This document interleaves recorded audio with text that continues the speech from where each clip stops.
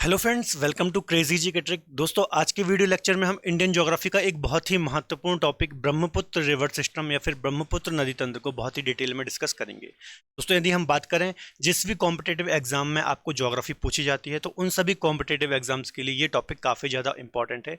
चाहे वो आपका यूपीएससी का एग्जाम हो, स्टेट पीसीएस का एग्जाम हो या फिर कोई अन्य स्टेट एग्जाम हो या फिर सेंट्रल के एग्जाम हो, तो आप वीडियो को अंत तक जरूर देखिए। तो चलिए स्टार्ट करते हैं आज के टॉपिक को। तो देखिए, सबसे पहले जो ब्रह्मपुत्र नदी का ओरिजिन होता है तो ये कहाँ से होता है, किस रीजन से होता है? तो तिब्बत रीजन से इसका ओरिजिन होता है। कहाँ से? तिब्बत रीजन से ओरिजिन होता है, या फिर ऐसा भी बोल सकते हैं तिब्बत जो हिस्सा है वो किसका है? चीन का है, तो चीन से इसका ओरिजिन होता है ना। इसके अलावा तिब्बत रीजन में बच्चों एक बहुत ही प्रसिद्ध झील है जिसका नाम है मानसरोवर झील। यहाँ पर ही एक झील जिसको हम क्या बोलते हैं? मानसरोवर झील या फिर मानसरोवर लेक। कहाँ पर है? तिब्बत में। तो दोस्तों, मानसरोवर झील के पास से तीन नदियों का ओरिजिन होता है। एक तो ब्रह्मपुत्र है जो कि पूर्व की ओर प्रवाहित होती है, एक नदी है सिंधु या फिर इंडस इसको हम बोलते हैं, और एक है सतलज। तो ये तीन नदियों का ओरिजिन दोस्तों मानसरोवर झील के आसपास से ही होता है। कौन कौन सी? यहाँ से कई बार एग्जाम में क्वेश्चन आता है। एक तो जो आज हम पढ़ने वाले हैं ब्रह्मपुत्र, एक है सिंधु और एक है सतलज। यदि इन तीनों नदियों की बात की जाए बच्चों, तो ये जो तीनों नदियां हैं ये पूर्ववर्ती नदियों का एग्जाम्पल है। पूर्ववर्ती नदियां क्या होती हैं? पूर्ववर्ती नदियां मतलब ऐसी नदियां जो कि हिमालय के उत्थान या फिर हिमालय के निर्माण के भी पहले से प्रवाहित हो रही हैं। तो ऐसी नदियों को क्या बोलते हैं? हम पूर्ववर्ती नदियां बोलते हैं। और ये जो नदियां होती हैं पूर्ववर्ती नदियां, ये अपना रास्ता स्वयं बनाती हैं। अर्थात यदि मान लीजिए किसी पर्वत का निर्माण हो रहा है तो वो उसके रास्ते को काटते जाएंगे और अपना रास्ता स्वयं बनाएंगे, ठीक है। और हिमालय के उत्थान के भी पहले से प्रवाहित हो रही हैं और हिमालय को पार करके भारत में ये एंटर होती है। तो इन नदियों को क्या बोलते हैं? पूर्ववर्ती नदियां। एग्जाम में क्वेश्चन आता है पूर्ववर्ती नदियों के एग्जाम्पल कौन कौन से हैं? तो एक ब्रह्मपुत्र, सतलज और सिंधु। विशेष तौर पर ये तीन नदियों को आपको याद रखना है। चलिए आगे डिस्कस करते हैं। ठीक है, तो हम बात कर रहे हैं ब्रह्मपुत्र नदी की। तो इसका ओरिजिन कहाँ से होता है? कैलाश श्रेणी या फिर मानसरोवर झील के पास एक ग्लेशियर है जिसका नाम है चेमा युंगडुंग ग्लेशियर। ग्लेशियर क्या होता है बच्चों? बर्फ की जो चट्टानें होती हैं, बर्फ के जो पर्वत पहाड़ होते हैं उनको ही ग्लेशियर बोलते हैं। इसमें जो जमा हुआ बर्फ होता है यही पिघल पिघल के नदियों के रूप में आगे प्रवाहित होता है, ठीक है।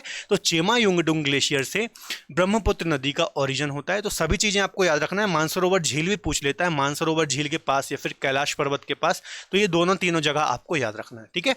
तो यहां से पूर्व की ओर या फिर ईस्ट की ओर बहना प्रारंभ करती है ब्रह्मपुत्र।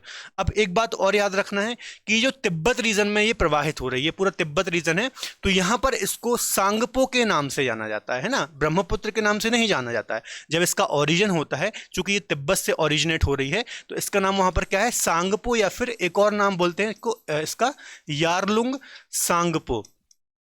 यारलुंग सांगपो के नाम से तिब्बत रीजन में जाना जाता है। तो क्वेश्चन एग्जाम में बनता है ब्रह्मपुत्र नदी को तिब्बत में किस नाम से जाना जाता है? तो यारलुंग सांगपो या फिर सांगपो नाम से जाना जाता है। और बच्चों यहां पर आप देखेंगे तो पूरी हिमालय रेंज है। तो हिमालय के पैरेलल या फिर हिमालय के समांतर ये पूर्व दिशा की ओर बहती है। कहां तक? अरुणाचल प्रदेश में जब ये एंटर करेगी तो वहां तक ये हिमालय के समांतर पूर्व दिशा में प्रवाहित होती है। तो ये बात आपको याद रखना है, ठीक है। तो हमने ओरिजिन देख लिया, तिब्बत में इसको क्या नाम से जाना जाता है ये हमने देख लिया। इसके अलावा ये पूर्ववर्ती नदी का एग्जांपल है, ये हमने 3-4 फैक्ट देख लिए, ठीक है। तो ये समांतर बहती है और एकदम से ये साउथ की ओर इस प्रकार से मुड़ती है, फिर दक्षिण दिशा में बहती है। और यहां पर जो हिमालय श्रेणी है बच्चों, यहां पर हिमालय रेंज है, हिमालय को काटती है ना। हिमालय को काटते हुए गॉर्ज का निर्माण करती है। क्या बनाती है? गॉर्ज, या फिर हिंदी में हम बोलते हैं महाखड्ड। महाखड्ड का निर्माण करती है। पर्वत को काटते हुए गॉर्ज या फिर महाखड्ड का निर्माण करती है। अब बच्चों जितनी भी पूर्ववर्ती नदियां होती हैं ना, ये क्या करती है? मैंने अभी आपको डेफिनेशन क्या बताई कि ये हिमालय के निर्माण के भी पहले से प्रवाहित हो रही हैं और अपना रास्ता स्वयं बनाती हैं। अर्थात हिमालय को या फिर किसी पर्वतीय क्षेत्र को लगातार काटती हैं, ठीक है। तो यहां पर हिमालय श्रेणी को काटते हुए ये अरुणाचल प्रदेश में प्रवेश करती है और दिहांग गॉर्ज बनाती है ना। दिहांग गॉर्ज का निर्माण करती है। तो आपके एग्जाम में क्वेश्चन आता है कि दिहांग गॉर्ज कौन सी नदी बनाती है? तो अरुणाचल प्रदेश नदी ही दिहांग गॉर्ज बनाती है। तो ये बात आपको याद रखनी है, ठीक है। फिर ये अरुणाचल प्रदेश में प्रवेश करती है और इसको यहां पर किस नाम से जाना जाता है? दिहांग नाम से जाना जाता है। अगला क्वेश्चन बनेगा अरुणाचल प्रदेश में ब्रह्मपुत्र को किस नाम से जाना जाता है? तो दिहांग गॉर्ज भी बनाती है और अरुणाचल प्रदेश में इसे दिहांग नाम से जाना जाता है। तो ये बात भी याद रखना है, ठीक है। तिब्बत में क्या नाम से जान रहे थे? इसको सांगपो नाम से जानते थे, ठीक है।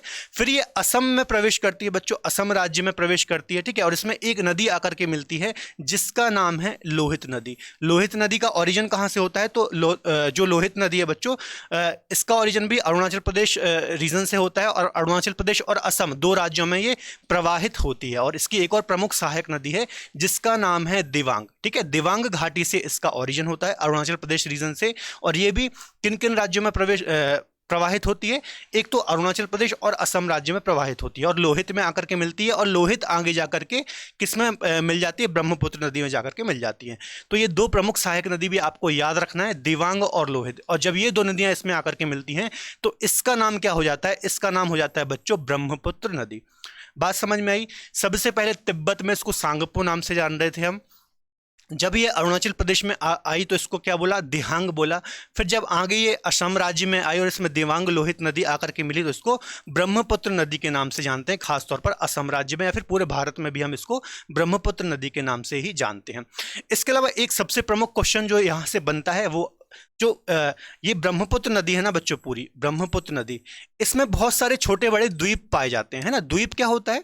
द्वीप की डेफिनेशन क्या होती है? आइलैंड की डेफिनेशन क्या होती है? ऐसा क्षेत्र जो चारों ओर से जल से या फिर वाटर बॉडी से घिरा हुआ होता है उसको हम द्वीप बोलते हैं, है ना। तो ब्रह्मपुत्र नदी के बीचों बीच भी बहुत सारे द्वीप पाए जाते हैं। उनमें से एक सबसे बड़ा और सबसे जो प्रमुख द्वीप है वो कौन सा है? माजुली द्वीप, या फिर इसको माजुली ब्रह्मपुत्र के नाम से भी जाना जाता है ना। ये विश्व का सबसे बड़ा द्वीप है बच्चों, विश्व का या फिर वर्ल्ड का सबसे बड़ा द्वीप है, आपको याद रखना है। एग्जाम में क्वेश्चन आता है विश्व का सबसे बड़ा नदी द्वीप, विश्व का सबसे बड़ा नदी द्वीप याद रखना है, सबसे बड़ा नहीं है। सबसे बड़ा तो ग्रीनलैंड है, सबसे बड़ा कौन सा है? ग्रीनलैंड है। लेकिन सबसे बड़ा नदी द्वीप की बात की जाए जो नदी में स्थित है तो उसका नाम क्या है? उसका नाम है माजुली द्वीप, जो कि ब्रह्मपुत्र नदी पर स्थित है असम राज्य में। तो ये बात आपको याद रखना है। इसके अलावा माजुली के बारे में और थोड़ा हम डिटेल डिस्कस करें तो इसको असम सरकार के द्वारा जिला या फिर डिस्ट्रिक्ट भी घोषित किया गया है ना। तो असम में जितने भी जिले हैं उसमें से एक जिला है माजुली, जो कि एक नदी द्वीप है। तो ये बात आपको याद रखना है। और यहाँ पर करीब 1 लाख पॉपुलेशन निवास करती है। इसके अलावा Guinness book of world record में भी सबसे बड़े नदी द्वीप के रूप में इसको जगह मिली है। तो आपको याद रखना है ना। बाकी डिटेल हम थ्योरी में भी डिस्कस करेंगे। तो यहाँ से आपको याद रखना है, काफी ज्यादा क्वेश्चन एग्जाम में बनता है। इसके अलावा असम में एक और नदी आकर के मिलती है बच्चों, जिसका नाम क्या है? बूढ़ी दिहांग। ये भी दो राज्यों में प्रवाहित होती है। असम में प्रवाहित मतलब असम में आकर के ये किस में मिलती है? ब्रह्मपुत्र नदी में आकर के मिलती है। इसके अलावा तिब्बत रीजन से बच्चों एक और नदी का ओरिजिन होता है जिसका नाम है सुबनसिरी, है ना। तिब्बत से ये ओरिजिनेट होती है। इसके अलावा फिर असम में आकर के किससे मिलती है? ब्रह्मपुत्र से आकर के मिलती है। यहां से क्वेश्चन बनेगा कि ब्रह्मपुत्र की सबसे बड़ी सहायक नदी कौन सी है? तो सुबनसिरी जो कि तिब्बत रीजन से निकलती है, ये सबसे बड़ी सहायक नदी है ब्रह्मपुत्र की। बाद में हम इसको और डिटेल में डिस्कस करेंगे, अभी थ्योरी वाले पोर्शन में। तो इसके बारे में भी आपको याद रखना है।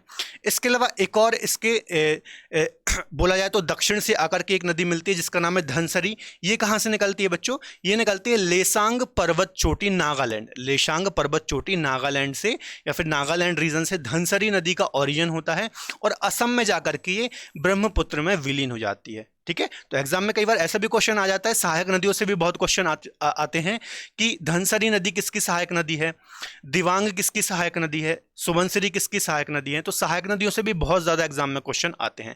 इसके अलावा दाईं सहायक नदी कौन सी है, बाईं सहायक नदियां कौन सी हैं, तो ऐसे भी क्वेश्चन एग्जाम में आते हैं। आगे देखते हैं। इसके अलावा एक और मेघालय प्लेट्यू या फिर मेघालय के पठार से दक्षिण की तरफ से उत्तर की ओर प्रवाहित होते हुए कपिली नदी का ओरिजिन होता है और मेघालय से इसका ओरिजिन होता है और असम राज्य में आकर के ये ब्रह्मपुत्र में मिलती है। ठीक है।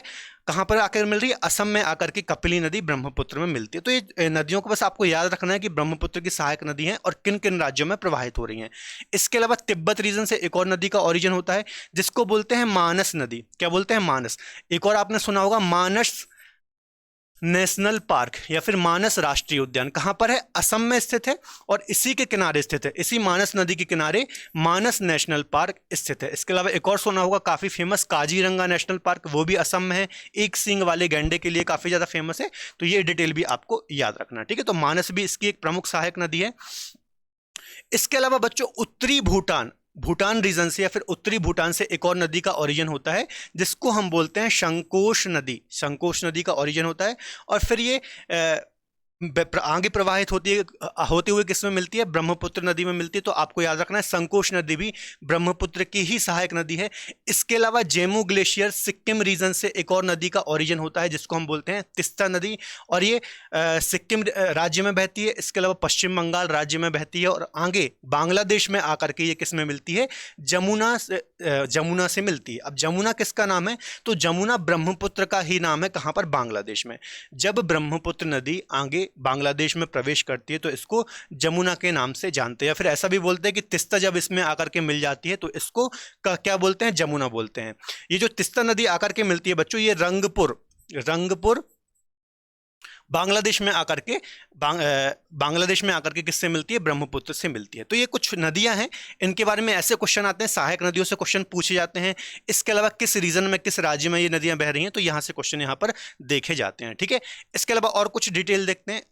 देखिए, इसके अलावा आपको पता ही होगा जमुना में पद्मा नदी आकर के मिलती है। पद्मा किसका नाम है, पद्मा गंगा का ही नाम है बांग्लादेश में। तो पद्मा और जमुना जब आगे मिलती हैं तो आगे जाकर के इनका नाम क्या हो जाता है, मेघना हो जाता है। और मेघना की आगे की जो ये संयुक्त धारा है, ये बंगाल की खाड़ी में अपना जल गिराती है, विश्व का सबसे बड़ा डेल्टा बनाते हुए। क्या बनाती हैं, विश्व का सबसे बड़ा डेल्टा बनाती हैं। कौन कौन सी नदी, गंगा और ब्रह्मपुत्र। गंगा और ब्रह्मपुत्र, जिनको बांग्लादेश में क्या कहा जा रहा है, गंगा को पद्मा कहा जा रहा है और ब्रह्मपुत्र को क्या, जमुना कहा जा रहा है। जब ये मिल रही हैं और आगे ट्रेवल करती हैं दोनों, तो इसको पद्मा बोलते हैं। और फिर आगे इसमें एक और नदी मिलती है, इसको फिर मेघना कहा जाता है ना। और सबसे बड़ा डेल्टा बनाती है। डेल्टा क्या होता है, डेल्टा भी थोड़ा समझ ही लीजिए। देखिए, डेल्टा क्या होता है, जब नदी अपने मुहाने पर पहुंचती है। मुहाने का मतलब क्या है, देखिए, नदी जहां अपना जल गिराती है, मतलब समुद्र हो सकता है, कोई महासागर हो सकता है, कोई झील हो सकती है। तो जब भी नदी अपना जल गिराती है एट द एंड, मान लीजिए कि समुद्र में गिरा रही है, तो जैसे ही वो समुद्र के पास पहुंचने वाली होती है तो उस जगह की जो समुद्र तल से ऊंचाई होती है वो बहुत कम हो जाती है। ठीक है, इस कारण से नदियों की स्पीड काफी स्लो हो जाती है और इस प्रकार से छोटी छोटी वितरिकाओं के रूप में वो समुद्र में अपना जल गिराती है, इस प्रकार से। ठीक है, और यहां पर जो भी उसके अवसाद थे उनका डिपोजिशन यहां पर कर देती है मुहाने पर अपने, है ना। तो इस आकृति को बोलते हैं डेल्टा। और ये जो आकृति विश्व का सबसे बड़ा डेल्टा बनाती है वो गंगा ब्रह्मपुत्र नदी बनाती है ना। गंगा ब्रह्मपुत्र का डेल्टा सबसे बड़ा डेल्टा है, जिसको सुंदरवन डेल्टा के नाम से भी जाना जाता है। तो ये डिटेल भी आपको याद रखनी है। ठीक है, तो ये बंगाल की खाड़ी में अपना जल गिराती हैं। इसके अलावा थोड़ा दो ब्रिज भी हैं इसमें बहुत ही महत्वपूर्ण। क्या है, ब्रिज या फिर पुल। एक ब्रिज है बच्चों, भूपेन हजारिया ब्रिज। भूपेन हजारिया जो ब्रिज है ये किस नदी पर है, लोहित नदी पर। लोहित नदी किसकी सहायक नदी है, ब्रह्मपुत्र की सहायक नदी है। अभी मैंने आपको बताया था अरुणाचल प्रदेश और असम राज्यों में बहती है लोहित नदी और ब्रह्मपुत्र में जाकर के मिलती है। तो जो भूपेन हजारिया ब्रिज है ना बच्चों, ये सबसे बड़ा कौन सा ब्रिज है, सबसे बड़ा सड़क पुल है ना। मतलब सड़क का जो यातायात होता है वो इससे होता है। और ढोला सादिया, इसको ढोला सादिया ब्रिज के नाम से भी जाना जाता है, क्योंकि ये ढोला और सादिया को आपस में जोड़ता है। किसको, ढोला और सादिया को आपस में जोड़ता है। और लगभग 9.15 किलोमीटर इसकी लंबाई है। इसको अभी हम थ्योरी में आगे डिस्कस करेंगे। ठीक है, तो भूपेन हजारिया ब्रिज को भी आपको याद रखना है। इसके अलावा जो लोहित नदी है ना बच्चों, लोहित नदी को खूनी नदी के नाम से भी जाना जाता है ना। एग्जाम में क्वेश्चन बन सकता है कि इनमें से किस नदी को खूनी नदी के नाम से जाना जाता है। तो इसको इसलिए खूनी नदी बोलते हैं क्योंकि इसके रास्ते में लाल मिट्टी पाई जाती है ना। और लाल मिट्टी के कारण इसका रंग लाल हो जाता है, इस कारण से इसको खूनी नदी भी कहा जाता है। इसके अलावा एक और जो इसमें ब्रिज है, बोगीबील ब्रिज। ये ब्रह्मपुत्र नदी में है, असम राज्य में बोगीबील ब्रिज। ये कैसा ब्रिज है, ये रेल सह सड़क पुल है। रेल सह सड़क पुल है, मतलब ये 2 फ्लोर में बनाया गया है। ये 2 फ्लोर में बनाया गया है। एक फ्लोर से ट्रेन निकलती है, मतलब ट्रेन का यातायात होता है, और एक ऊपर वाले फ्लोर से सड़क यातायात होता है, मतलब बस ट्रक वगैरह भी यहाँ से निकल सकते हैं। इसकी जो लंबाई है 4.94 किलोमीटर है ना। और ये भारत का सबसे बड़ा रेल सह सड़क पुल है ना। इसके अलावा एशिया का दूसरा सबसे बड़ा रेल सह सड़क पुल है। इसके अलावा जो भूपेन हजारिया या फिर ढोला सादिया ब्रिज है, ये भारत का सबसे लंबा सड़क पुल है ना। इनके बारे में अभी हम डिटेल में डिस्कस करेंगे आगे। ठीक है, तो ये ब्रह्मपुत्र नदी के बारे में सारे पॉइंट लगभग मैंने आपको बता दिए। एक पॉइंट रह गया है कि जो ब्रह्मपुत्र नदी बच्चों जब असम में बहती है ना, जब असम राज्य में बहती है तो ये रैंप घाटी में प्रवाहित होती है, रैंप घाटी में प्रवाहित होती है सादिया से धुबरी के मध्य में। एक जगह है सादिया से धुबरी, असम में, सादिया से धुबरी के मध्य में ये रैंप घाटी में प्रवाहित होती है। रैंप घाटी मतलब क्या है कि किसी भूभाग के जो किनारे हैं वो ऊपर उठ जाएं, है ना, किसी भूभाग के जो किनारे हैं वो इस प्रकार से ऊपर उठ जाएं, ठीक है, और यहां पर कोई नदी प्रवाहित हो रही है तो इसको हम बोलते हैं रैंप घाटी। इसके उत्तर में हिमालय है और दक्षिण में शिलांग या फिर मेघालय का पठार है। इसके उत्तर में देखेंगे तो यहां पर हिमालय रेंज है और यहां पर शिलांग का पठार है। तो इस प्रकार से ये बीच में संकीर्ण पतली घाटी में बहती है। एक होती है रिफ्ट वैली या फिर भ्रंश घाटी। भ्रंश घाटी में क्या होता है, किसी भूभाग का बीच वाला हिस्सा नीचे धंस जाता है और रैंप घाटी में उसके किनारे ऊपर उठ जाते हैं। थोड़ा सा अंतर है, आपको याद रखना है, आगे हम और डिटेल में डिस्कस करते हैं थ्योरी में, ठीक है। तो ये पूरी ब्रह्मपुत्र नदी है। आई थिंक आपको अच्छे से समझ में आया होगा। चलिए अब थोड़ा हम थ्योरी के माध्यम से भी इसका रिवीजन कर लेते हैं, है ना। देखिए, सबसे पहले थोड़ा हम थ्योरी देख लेते हैं। तो इसका उद्गम या फिर ओरिजिन कहां से होता है बच्चों, चेमा युंगडुंग ग्लेशियर तिब्बत रीजन से, या फिर मानसरोवर झील भी कई बार आ जाता है, तो याद रखना है मानसरोवर झील से, या फिर यहां पर कैलाश पर्वत भी है तो वो भी आपको याद रखना है। कैलाश पर्वत के पास, मानसरोवर झील के पास से चेमा युंगडुंग ग्लेशियर से इसका ओरिजिन होता है। ये देख लीजिए, यहां पर ये झील है, इस प्रकार से ये निकलती है और इस प्रकार से ये अपना जल गिराती है बंगाल की खाड़ी में, ठीक है। आगे बात करते हैं मुहाना कहाँ है जहां ये अपना जल गिरा रही है, तो बांग्लादेश में पदवा नदी, गंगा नदी, मतलब बांग्लादेश में पदमा नदी से ये मिलती है और बंगाल की खाड़ी में अपना जल गिराती है। अभी मैंने आपको बताया कि बांग्लादेश में जो गंगा नदी थी उसको क्या बोलते हैं, पदमा बोलते हैं, है ना। इसके अलावा इसको क्या बोलते हैं, जमुना बोलते हैं। ब्रह्मपुत्र को क्या बोलते हैं, जमुना बोलते हैं। और फिर आगे इसको क्या बोलते हैं, मेघना। और फिर आगे ये BOB या फिर बंगाल की खाड़ी में डेल्टा बनाते हुए अपना जल गिरा देती हैं। तो ये बात भी याद रखना है। इसके अलावा प्रवाह क्षेत्र कौन कौन से देश में ये प्रवाहित हो रही है, तो चीन, भारत और बांग्लादेश। मुख्यतः जो ब्रह्मपुत्र नदी है ये तिब्बत से, है ना, चीन तिब्बत लिख सकते हैं आप यहाँ पर, तिब्बत, तिब्बत चीन, चीन, भारत और बांग्लादेश मुख्यतः 3 देशों में प्रवाहित हो रही है। इसके अलावा अपवाह क्षेत्र से भी कई बार क्वेश्चन आ जाता है कि इसका अपवाह क्षेत्र कौन कौन से देशों में है, तो इसमें आप भूटान को भी शामिल कर सकते हैं ना, क्योंकि देखिए अपवाह क्षेत्र का मतलब क्या होता है, जैसे मान लीजिए ये ब्रह्मपुत्र नदी है ना, अब इसकी बहुत सारी सहायक नदियां भी हैं जो अलग अलग देश, अलग अलग राज्यों से आ रही हैं, है ना, तो भूटान से भी कुछ नदियां आकर के इसमें मिलती हैं। तो अपवाह क्षेत्र की बात आएगी तो भूटान को भी इसमें ऐड कर देना, है ना। जबकि मेन ब्रह्मपुत्र नदी की बात करेंगे तो 3 देशों का नाम हम यहाँ पर लेंगे। चलिए आगे बात करते हैं। इसकी कुल लेंथ कितनी है, लंबाई कितनी है, तो लगभग 2900 किलोमीटर लंबाई है इसकी, तो याद रख लेना। इसके अलावा तिब्बत में इसको यारलुंग सांगपो के नाम से जाना जाता है, अरुणाचल प्रदेश में देहांग के नाम से जाना जाता है, और बांग्लादेश में इसको जमुना के नाम से जाना जाता है, और असम में जब ये आती है तो उसका नाम ब्रह्मपुत्र पड़ता है। तो ये बात भी आपको याद रखनी है, ठीक है। चलिए थोड़ा सा मैं आपको बता दूं कि हमारा एसएससी का बैच लाइव है रूट एप्लीकेशन पर। तो आप में से जो भी एसएससी की तैयारी कर रहे हो, एसएससी CGL हो, CHSL हो, CPO हो, तो एक बार आप हमारी रूट एप्लीकेशन को विजिट जरूर करें और कोर्स की डिटेल जरूर देखें जा करके, क्योंकि वहां पर जितनी भी हमारी एक्सपर्ट फैकल्टी है, मैथ्स हो गया, रीजनिंग हो गया, GK GS हो गया, इंग्लिश हो गया, वो आपको वहां पर गाइड करेगी और बहुत अच्छे से सारे कॉन्सेप्ट भी आपके क्लियर करेगी, ठीक है। तो आप यदि एसएससी की तैयारी कर रहे हैं तो आप हमारी एप्लीकेशन को विजिट जरूर करें और हमारा कोर्स आप परचेज कर सकते हैं। इसके अलावा बच्चों यदि आप इंटरेस्टिंग तरीके से मुझसे ज्योग्राफी पढ़ना चाहते हैं तो रूट एप्लीकेशन पर आप मुझसे ज्योग्राफी पढ़ सकते हैं। वहां पर वर्ल्ड ज्योग्राफी हो या फिर इंडियन ज्योग्राफी हो, मेरा बैच वहां पर लाइव है। बाकी डिटेल आपको रूट एप्लीकेशन पर मिल जाएगी, लिंक आपको डिस्क्रिप्शन बॉक्स में मिल जाएगी, तो वहां से आप डाउनलोड कर सकते हैं रूट एप्लीकेशन को, ठीक है। चलिए आगे डिटेल देखते हैं। इसकी सहायक नदियों को देख लेते हैं। एक तो होती हैं दाईं सहायक नदियां और एक होती हैं बाईं सहायक नदियां, ठीक है। तो इसकी जो दाईं सहायक नदियां हैं या फिर राइट साइड वाली जो इसकी सहायक नदियां हैं, सुबनसिरी ये सबसे बड़ी सहायक नदी है, याद रखना। सीधा सा एग्जाम में क्वेश्चन बनेगा, सुबनसिरी किसकी सहायक नदी है, या फिर ब्रह्मपुत्र की सबसे बड़ी सहायक नदी कौन सी है, तो सुबनसिरी सबसे बड़ी सहायक नदी है। कहां से निकलती है, तिब्बत रीजन से इसका ओरिजिन होता है। इसके अलावा भरेली, मानस, सकारा और तिस्ता ये सभी बच्चों इसकी सहायक नदियां हैं। बाईं या फिर लेफ्ट सहायक नदियों की बात की जाए तो दिवांग, लोहित, बूढ़ी दिहांग, धनसरी और कपिला ये इसकी लेफ्ट सहायक नदियां हैं, ठीक है। चलो ब्रह्मपुत्र नदी बृहद हिमालय को काटकर एक गहरे महाखड्ड या फिर गॉर्ज का निर्माण करती है, जिसको दिहांग गॉर्ज कहा जाता है। मैंने आपको बताया था ये पूर्व की ओर प्रवाहित होती है और अचानक से दक्षिण में बहती है, और जो ग्रेट हिमालय है, हिमालय रेंज को काटते हुए गॉर्ज या फिर महाखड्ड का निर्माण करती है, जिसको हम दिहांग गॉर्ज बोलते हैं, और अरुणाचल प्रदेश में भी इसको दिहांग के नाम से जाना जाता है।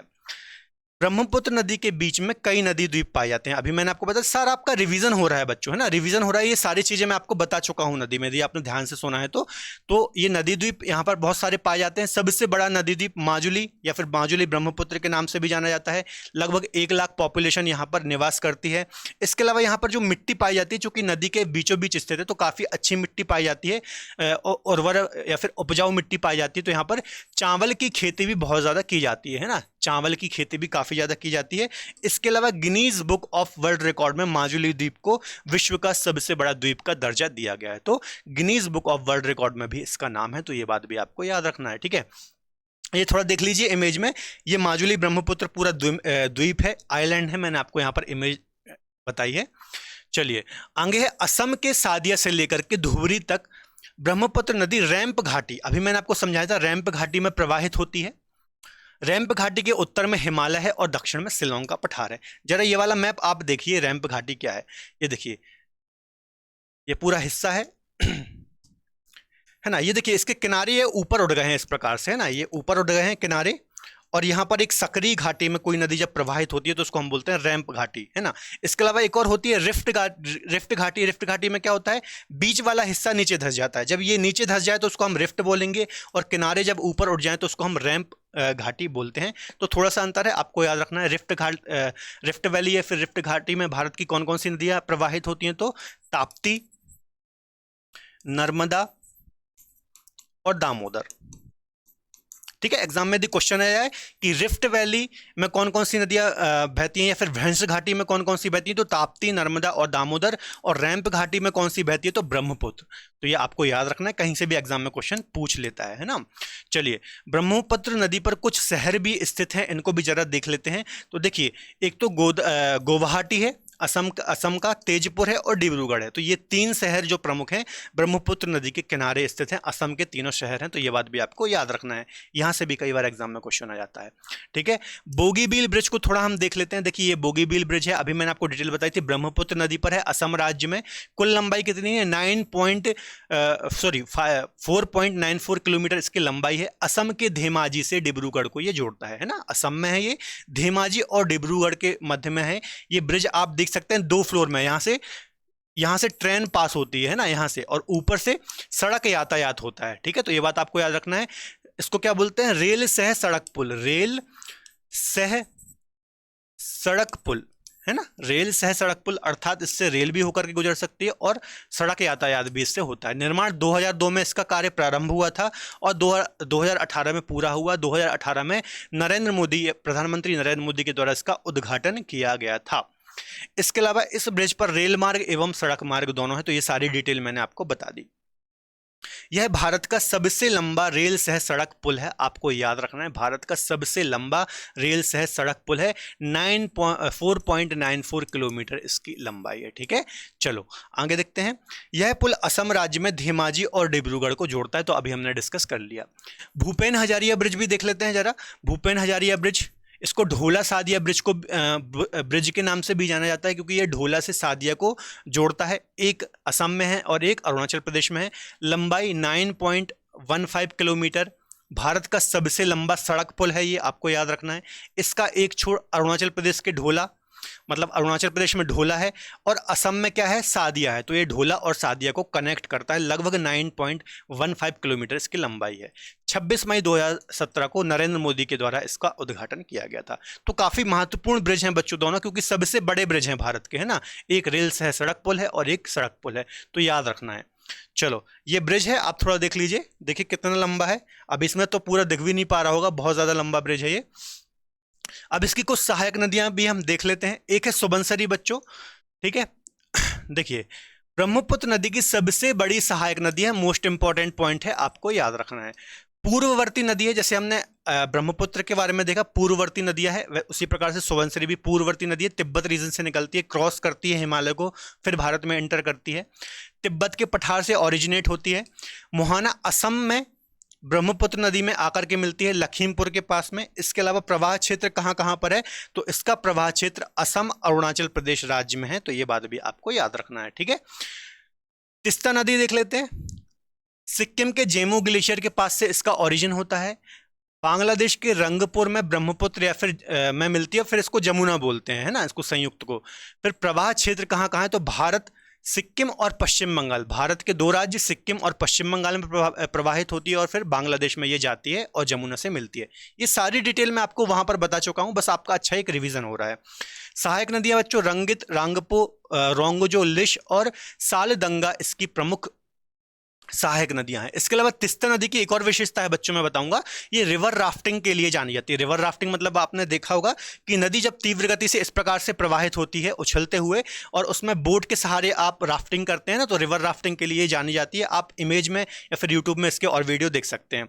इसके अलावा यह दार्जिलिंग की पहाड़ियों में से एक विशाल गॉर्ज का भी निर्माण करती है, तो ये भी विशाल गॉर्ज या फिर गड्ढों का निर्माण करती है। देखिए, जो भी नदियां हिमालयी नदियां हैं, जो हिमालय को पार करके किसी दूसरे क्षेत्र में जाती है, तो ये गॉर्ज का या फिर महाखड्डों का निर्माण करती है, ये आम बात है, ठीक है। चलो आगे बात करते हैं। एक मानस नदी है, इसके बारे में भी मैंने आपको बताया था, तिब्बत के पठार से निकलती है, ये भी पूर्ववर्ती नदी है, असम के पास आकर के ये ब्रह्मपुत्र नदी में जाकर के मिलती है। प्रवाह क्षेत्र कहाँ है, तो भारत के असम राज्य में ये प्रवाहित होती है। कहाँ, भारत के असम राज्य में ये प्रवाहित होती है, और यह भूटान में बहने वाली एक प्रमुख नदी है, भूटान में भी ये बहती है, और मानस नेशनल पार्क या फिर मानस राष्ट्रीय उद्यान इसके किनारे स्थित है। ये डिटेल भी मैंने आपको वहां पर बता दी थी, ठीक है। तो बच्चों ये था हमारा ब्रह्मपुत्र नदी तंत्र या फिर ब्रह्मपुत्र रिवर सिस्टम। तो इससे रिलेटेड कुछ क्वेश्चन भी हम यहाँ पर डिस्कस कर लेते हैं, ताकि आपका एक और रिवीजन हो जाए और ब्रह्मपुत्र नदी से कोई भी क्वेश्चन आए आपका गलत ना हो। तो पहला क्वेश्चन है, ब्रह्मपुत्र नदी किन देशों में प्रवाहित होती है। तो अच्छे से मैंने आपको बताया था कौन कौन से देश हैं। एक तो पहले तिब्बत चीन हो गया, दूसरा भारत हो गया, और तीसरा कौन सा हो गया, तीसरा इंडिया हो गया। तो पहला तो ये गलत हो जाएगा, भूटान, भूटान नहीं होगा, पाकिस्तान नहीं होगा यहाँ पर, इसके अलावा पाकिस्तान नहीं होगा, है ना। तो इंडिया, बांग्लादेश और तिब्बत, है ना। इसके अलावा अपवाह क्षेत्र की बात करें ना, अपवाह क्षेत्र या फिर अपवाह तंत्र, तो अपवाह तंत्र में इसकी सहायक नदियां भी काउंट हो जाती हैं, तो उस कंडीशन में आप भूटान को भी ऐड करेंगे, है ना, क्योंकि भूटान से भी कुछ सहायक नदियां आती हैं जो अल्टीमेटली इसके अपवाह तंत्र का या फिर ड्रेनेज सिस्टम का हिस्सा है। दूसरा क्वेश्चन है, ब्रह्मपुत्र नदी तिब्बत में किस नाम से जाना जाता है। तो ब्रह्मपुत्र नदी को तिब्बत में यारलुंग सांगपो, ए ऑप्शन सही हो जाएगा, यारलुंग सांगपो के नाम से जाना जाता है, ठीक है। इसके अलावा दिहांग नाम से अरुणाचल प्रदेश में जाना जाता है, फिर ब्रह्मपुत्र नाम से असम में जाना जाता है, फिर पूरे भारत में जाना जाता है, और जमुना नाम से बांग्लादेश में जाना जाता है। मानस नदी किसकी सहायक नदी है, ऐसे ही क्वेश्चन आते हैं, तो ब्रह्मपुत्र की सहायक नदी है, बहुत ही सिंपल सा क्वेश्चन है। अगला क्वेश्चन है, निम्नलिखित में से किस राज्य में ब्रह्मपुत्र नदी सबसे बड़ा नदी द्वीप माजुली ब्रह्मपुत्र नदी द्वीप बनाती है। तो असम राज्य में बनाती है, इसके बारे में अच्छे से मैंने आपको बताया, Guinness book of world record में भी इसका नाम है। करीब 1 लाख पॉपुलेशन यहाँ निवास करती है, असम राज्य के द्वारा इसको डिस्ट्रिक्ट या फिर जिला भी घोषित किया गया है। अगला क्वेश्चन देख लेते हैं, ब्रह्मपुत्र नदी को अरुणाचल प्रदेश में क्या कहा जाता है। तो अरुणाचल प्रदेश में इसको क्या बोलते हैं बच्चों, अरुणाचल प्रदेश में इसको दिहांग नाम से जाना जाता है। अगला क्वेश्चन है, ब्रह्मपुत्र नदी निम्नलिखित में से किस गॉर्ज से होकर के भारत में प्रवेश करती है। तो दिहांग गॉर्ज बनाते हुए ये हिमालय को काटते हुए भारत में प्रवेश करती है, ये चीज भी मैंने आपको बहुत अच्छे से समझाई थी। अगला क्वेश्चन देखते हैं, बांग्लादेश में ब्रह्मपुत्र नदी को किस नाम से जाना जाता है। तो जमुना नाम से जाना जाता है बच्चों, है ना, सिंपल सा क्वेश्चन है। अगला क्वेश्चन देखते हैं, तिब्बत में मानसरोवर झील के पास जिस नदी का स्रोत है वह कौन सी है। तो ब्रह्मपुत्र का भी ओरिजिन होता है, सतलज भी होता है, सिंधु, तीनों पूर्ववर्ती नदियों का एग्जांपल है। डी आंसर बिल्कुल सही हो जाएगा, है ना। मैंने आपको बताया था सतलज, ब्रह्मपुत्र और सिंधु या फिर इंडस, तीनों ब्रह्मपुत्र नदियों का एग्जांपल है, सॉरी तीनों पूर्ववर्ती नदियों का एग्जांपल है, तो याद रखना। तो ये 8 क्वेश्चन मैंने आपको रिविजन के हिसाब से यहाँ पर डिस्कस कराए, ठीक है। तो आपको याद रखना है, आई थिंक आपको ब्रह्मपुत्र नदी अच्छे से समझ में आई होगी, ठीक है। इसके अलावा बच्चों यदि आप मुझसे पर्सनल ज्योग्राफी पढ़ना चाहते हैं, चाहे वो वर्ल्ड हो या फिर इंडियन हो, तो आप रूट एप्लीकेशन पर आप मुझसे पढ़ सकते हैं, मेरा बैच वहां पर लाइव है। मिलेंगे अगले बेहतर लेक्चर में, तब तक अपना ख्याल रखें और पढ़ते रहें। इसके अलावा वीडियो पसंद आए तो वीडियो को लाइक जरूर करें और अपने दोस्तों के साथ शेयर जरूर करें। मिलते हैं अगले बेहतर लेक्चर में, तब तक के लिए धन्यवाद। जय हिंद।